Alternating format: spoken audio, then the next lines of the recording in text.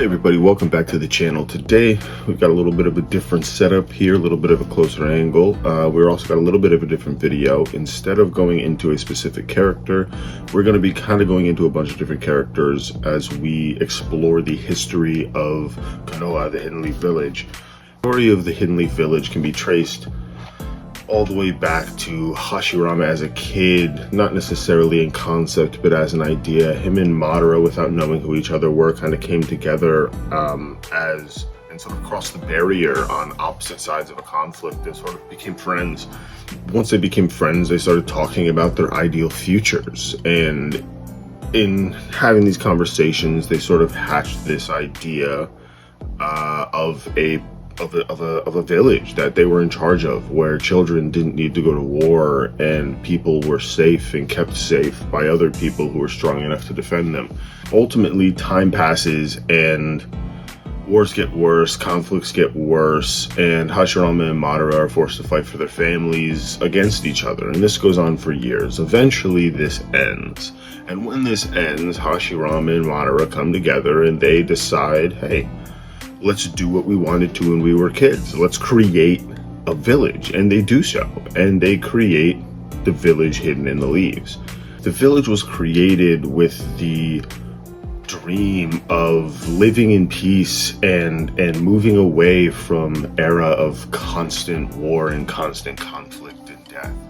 Hashirama's vision, along with Madara, ultimately created this place. They were able to build this place where ninja could go and live, and it was a safe haven for ninja and everybody in this world of constant conflict. And ultimately his reign brought an end to the warring states, and he's ultimately remembered for his incredible power and unwavering commitment to that peace.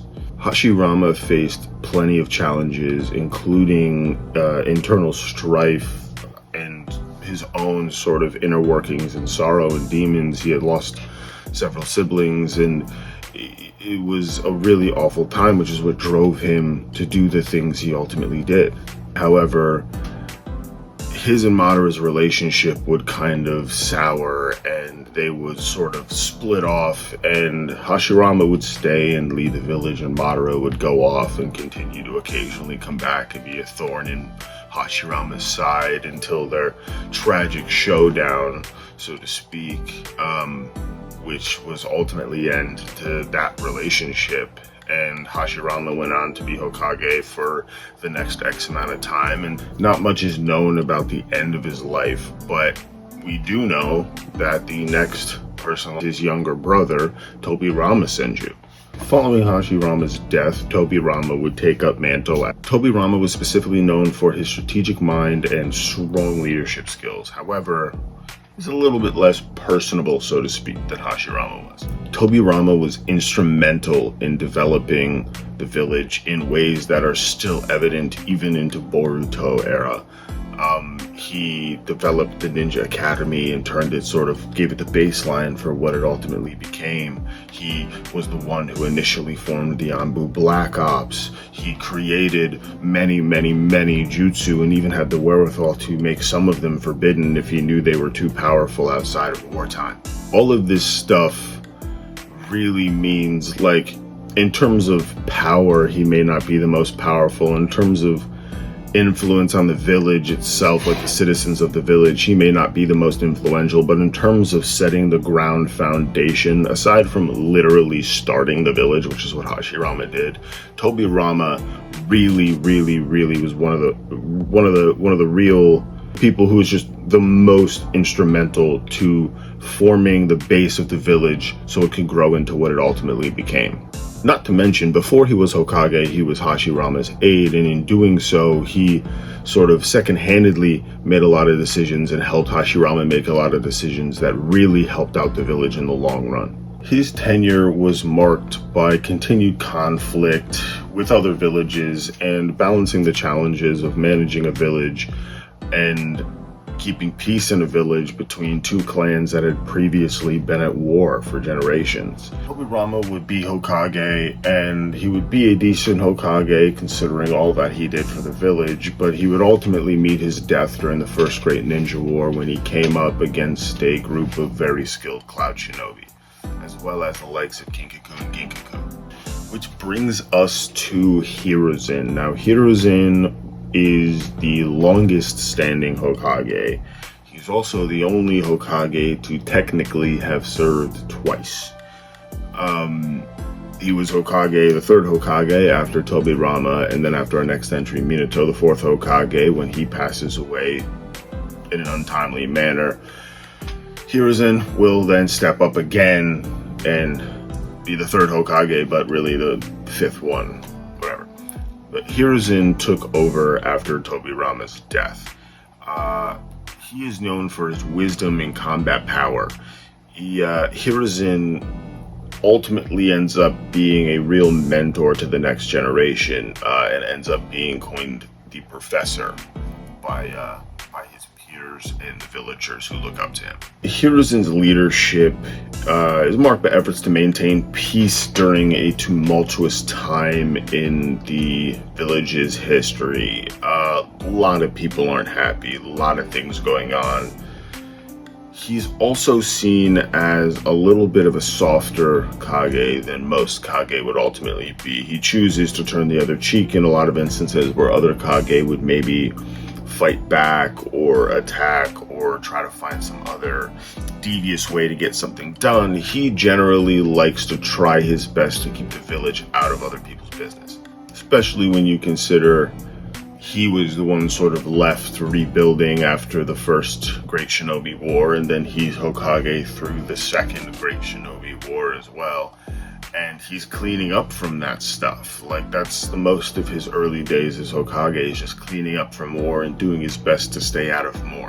However, he does, in no uncertain terms, protect the village in certain instances. He may not have been the key player in some of them, but he did assist. Like Orochimaru and the Nine Tails. He wasn't necessarily the one. Obviously, Minato was the one who handled that fully to the end, but Hiruzen was able to keep the Nine Tails at bay until Minato was able to get there and handle the situation himself. Other than kind of constant war and mistakes being made and Uchihas being massacred, most of the stuff going on at the time was external to the village. He kind of just maintained everything the way it was and incrementally increased it as time advanced. But his time as Hokage was really sort of tainted by things that happened later. Like, he wouldn't go after money, restitutions, or return fire on villages that had attacked him. His time as Hokage was pretty important. He managed to keep a village around in a time where a lot of other villages and smaller villages would have failed. He was able to stand up to some of the greatest fighters in the history of the nations. He's outrageously powerful. He knows an insane amount, and kind of unfortunate the way things went down, and if anybody else had been his second in command, or Shadow Hokage, if you will, except for Danzo, I think things would have gone a lot better than they had for him, and he would have gone down in fan history as a little bit more important than we see him now. After a long time as being Hokage in a situation that left villages, elders, and citizens a little bit perplexed and frustrated, Hiruzen would step down, and other than eventually Kakashi would do the same, as well as Tsunade, he was the first to have done that. He voluntarily stepped down, and in their place, there were a few people thrown into the ring as potential Kages, two being Orochimaru. We know that didn't happen, and the other being the next Hokage on this video, Minato Namikaze, the Yellow Flash of the Leaf, the fourth Hokage. Now, I just did a video on him, so this section I'm going to make a little bit brief, and he wasn't around all that long, so there's not that much to talk about. However, Minato was a genius. He was a prodigy. He was an incredible ninja, an incredible person, and he may have been extremely young, which was a concern of the elders in the village at the time of making him Hokage, but he was well beyond his years in knowledge, maturity, tactical sort of knowledge, and everything you need to be successful ninja and a successful Hokage. And for the most part, in the short time he was around, he was able to do that. The most notable thing of Minato's reign as Hokage, if you will, is really also the tragic end of his life, which is when he protected the entire village from the nine-tailed fox. Hiruzen, as mentioned, was able to hold the fox off until he was able to get there, because Minato was busy dealing with Obito for a moment. But once that was handled, he was able to get back in the fight and really sort of save the day. During this time, the Nine-Tails was freed as Minato's wife Kushina was giving birth to their son, Naruto Uzumaki, and in the process of protecting the village, he would end up having to use the Reaper Death Seal, which would seal his soul and a part of the Nine-Tails soul inside of the seal, as well as use an old Uzumaki seal, if you will, an extremely powerful seal, to seal the other half of Kurama inside of his infant son, Naruto. In the process of doing this, him and his wife will both be killed. Like I said, it was pretty short. Technically next I would go back to Hiruzen, but all I can really say is during this next decade plus a couple years maybe, not all that much is going on. I mean, things are going on, but not too much of note. The only thing mainly of note at this point is the Uchiha massacre will happen at this point, and the rising unrest with the Uchiha in the situation, which kind of sort of cherry on top of that. There were two really, like Fukaku thought he should have been the fourth Hokage, which wouldn't have actually been an awful choice for them to make, but they didn't make it, which really peeved him off. And as the head of the Uchiha clan, they end up starting to plan a coup. And during this time, Minato kind of just comes and goes. But then the Nine-Tails attack is ultimately blamed on the Uchiha. Not necessarily entirely, but people blame the Uchiha for it. And this really doesn't help things at all. And ultimately, the Uchiha will get to the point where they now have planned a coup. During this time, you have Itachi and Shisui spying on the Uchiha on behalf of the Leaf Village, mainly Itachi. Shisui will then lose his life. That's kind of how Itachi gets his villain origin story, if you will. But that's all beside the point. He would ultimately lose his life to the likes of Orochimaru, however crippling Orochimaru in the process, protecting the village once again in his last breath. That happens, time passes, Naruto, Jiraiya go on a quest to find the fifth Hokage, Tsunade. Tsunade Senju, the granddaughter of the first Hokage. She's the first Hokage and only Hokage to date who is a kunoichi. And she is ultimately known for her medical skills and strength. Incredible strength. Tsunade has been a very important person in the village for a very long time. She was part of the legendary Sani and was a big help during the Second and Third Shinobi Wars. However, she ends up kind of at a certain point leaving the ninja world behind and just sort of buzzes off and sort of becomes a gambler. And they find her and they bring her back, and she doesn't want to become Hokage, but she ultimately becomes Hokage. Towards the end, the biggest of things happens, the Fourth Great Shinobi War, and she was pivotal in the success of the Fourth Great Shinobi War. Now you might be like, oh, but Naruto and Sasuke, they did the sealing and everybody on the battlefield, stop it. She was planning stuff, she was doing this, that, the other thing, and also she led the 5 Kage into a 5-on-1 battle in which they got absolutely smeared across the pavement with Madara, but they did it anyway, and because of her 100 healings, and because of her abilities, and because of her summoning, she was able to survive and then bring them back from near death. pretty good, if you ask me. Might not be the single most powerful Hokage, might not be the single most important Hokage, but she was Hokage in a time that could be counted for a very, very, very, if not the most important time, which is when the world almost got put under the infinite Tsukuyomi and everybody just went to sleep and dreamed forever. So I would say she dealt with enough, even though it was kind of everything all at once, and sort of just is what it is. We're not done yet.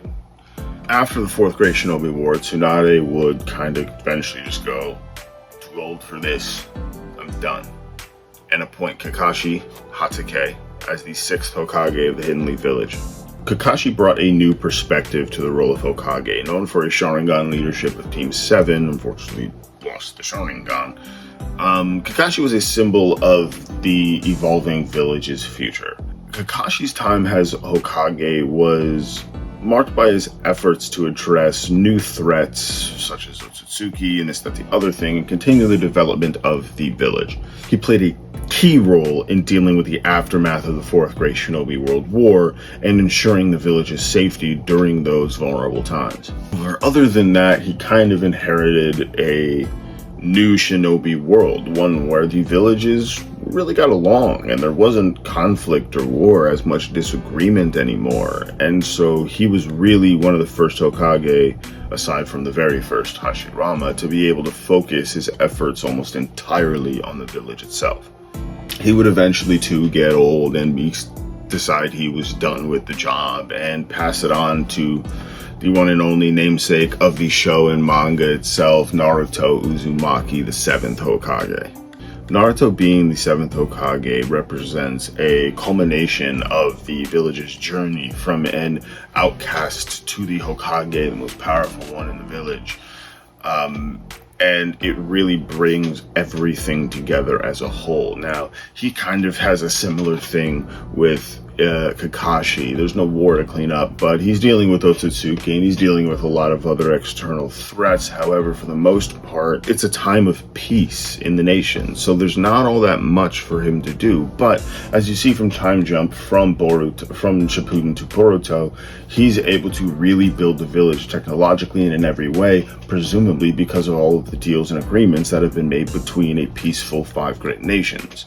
With the solution of one problem oftentimes opens up the door to another, and in this case you see Naruto dealing with the more difficult aspect, which is balancing between being Hokage and being the savior and protector of all of the villagers versus being a husband to Hinata and a father to Boruto and Himawari.